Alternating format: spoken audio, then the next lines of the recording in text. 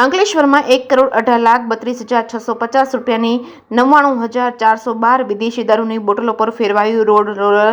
અંકલેશ્વર ડિવિઝનમાં આવેલ અંકલેશ્વર શહેર A division, Ankleshwar B division, taluka police મથક, જીઆઈડીસી પોલીસ મથક, પાનોલી પોલીસ મથક, હાસોડ પોલીસ મથકમાં ઝડપાયેલા વિદેશી દારૂના જથ્થાનો નાશ કરવામાં આવ્યો હતો. અંકલેશ્વર પ્રાંત અધિકારી ભવદીપસિંહ જાડેજાને તેમજ અંકલેશ્વર વિભાગીય પોલીસ વડા કુશલ ઓઝા સહિતના અધિકારીઓની હાજરીમાં વિદેશી દારૂના જથ્થા પર બુલડોઝર ફેરવી દેવામાં આવ્યું હતું.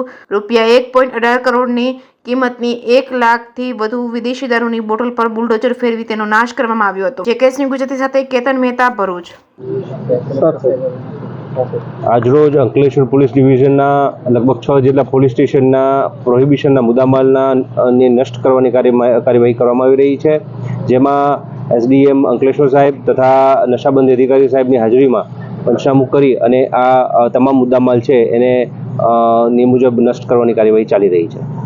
ઓકે સાહેબ. સર, આજરોજ અંકલેશ્વર સબ ડિવિઝનમાં સમાવિષ્ટ 6 પોલીસ સ્ટેશનોનો અંદાજે 1 લાખ બોટલો અને 1,18,00,000નો મુદ્દામાલ નષ્ટ કરવાની કામગીરી ચાલી રહેલ છે, જેમાં ડીવાયએસપી સાહેબ અંકલેશ્વર અને પ્રોહિબિશન અધિકારી સાથે બંને મામલતદાર અને 6 પોલીસ સ્ટેશનના પીઆઈ હાજર છે અને કામગીરી પૂર્ણ થવાના છે.